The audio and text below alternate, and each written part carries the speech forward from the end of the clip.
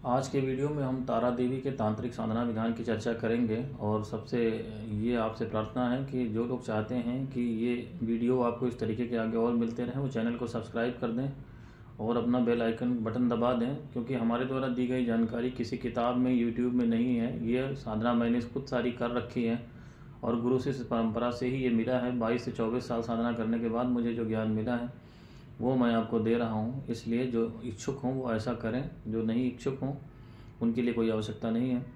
तारा देवी की साधना पूरी तरीके से तामसिक साधना है और ये पंचमकार से की जाती है। तारा देवी की सात्विक साधना नहीं होती। ये साधना गृहस्थों के लिए नहीं है। पहली बात तो ये, तो कभी धोखे में ना पड़ें कि गृहस्थ साधक इसको घर में उपासना के रूप में करेंगे। जिसको तांत्रिक बनना हो वही तारा देवी की साधना करे, क्योंकि ये तांत्रिक बनाने की ही साधना है। बाकी भ्रमवश लोग कहीं बताते हैं कि धन की प्राप्ति के लिए, कहीं कुछ, कहीं इस प्रकार की कोई बात नहीं है। वो मोक्ष को प्रदान करने वाली देवी हैं और इनकी साधना वशिष्ठ जी ने जो की थी, और उनको इतनी कठिन समस्या होती जिसका इतिहास आप देख सकते हैं इंटरनेट पर, कि सात्विक विधान से वो हजारों वर्षों में भी उनको सिद्ध नहीं हुआ। तो इसमें तामसिक विधान का मतलब तामसिक पंचमकार होता है। मांस, मछली, मैथुन, मदिरा, मुद्रा, ये पंचमकार हैं। मैथुन जो है इसमें स्त्री होनी आवश्यक है। आपकी पत्नी हो सकती है या किसी स्त्री का आप ऐसा इंतजाम करो जो 12 अमावस्या तक आपका साथ दे, यानी वो 12 अमावस्या में आपके साथ प्रत्यक्ष संभोग करने को तैयार हो, और उसको भी दीक्षा दी जाएगी आपके साथ। जो स्त्री आपकी हो या दूसरी स्त्री हो जो इसमें साधना में हाथ लगाएगी, उसको तारा जी की देवी की दीक्षा दी जाएगी पंचमकार के तहत।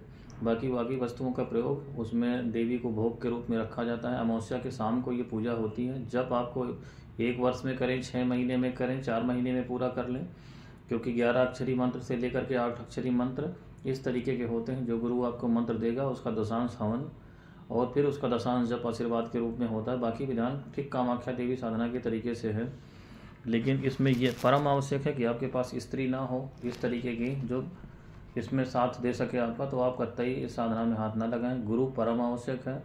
साधना उसके बाद आप घर में किसी एकांत कमरे में करेंगे। साधना शुरू करने के पहले तारापीठ है बंगाल में, वीरभूमि डिस्ट्रिक्ट में, वहाँ पे जा करके पहले उसी प्रकार से एक बकरे की बलि चढ़ा करके माता को कुछ पैसा चढ़ा करके अन्य वस्तुओं के साथ 501 रुपये चढ़ा के संकल्प कर लें।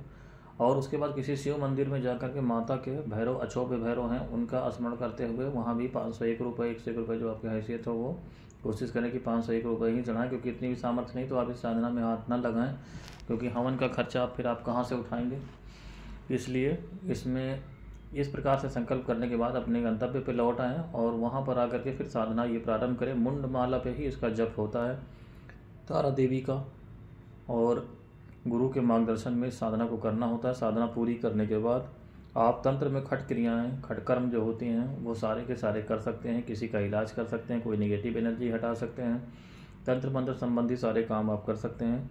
इसलिए गुरु के, योग्य गुरु के मार्गदर्शन में ही ये साधना करें। लेकिन इसकी शर्तें जो हैं, कोई कितना भी कहे कि सात्विक विधान से हो जाएगा, इस धोखे में ना पड़े। कभी भी ये साधना सात्विक नहीं होती है और स्त्री के बिना ये साधना संभव नहीं है, क्योंकि तामसिक पंचमकार की जितनी साधना है, चाहे ये हो चाहे कोई और साधना हो, वो बिना इस तरीके की, जिसको भैरवी बोलते हैं, उस स्त्री को भैरवी बनने के लिए दीक्षा, भैरवी दीक्षा दी जाती है उसकी। इसलिए इतने सारे लोग तारा साधना के पीछे धन बर्बाद करते हैं, लेकिन उनको कुछ भी हासिल नहीं होता और दुनिया भर के भूत प्रेत उनके पीछे पड़ जाएंगे, क्योंकि इसमें गलती हुई या विधान के विपरीत आप गए तो दूसरी शक्तियाँ आपकी तरफ आ जाएंगी, आपकी तरफ आकर्षित हो जाएंगे और आपका जीवन बर्बाद करने में लग जाएंगे।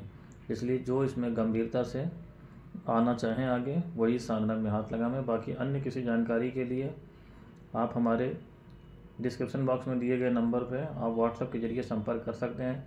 जो भी लोग किसी भी प्रकार की दीक्षा मार्गदर्शन चाहते हों कि किस देवी देवता की साधना करें, उनके नहीं समझ में आ रहा है, तो वो डिस्क्रिप्शन में दिए गए नियम के अनुसार अपना डिटेल भेजें। हम उनको ये बता सकते हैं कि वो किस देवी देवता की साधना कर सकते हैं, सफल हो सकते हैं, और कौन सी साधना उनके लिए नहीं है और कितनी उनकी योग्यता है। बस आज इतना ही। हरि ओम तत्सत।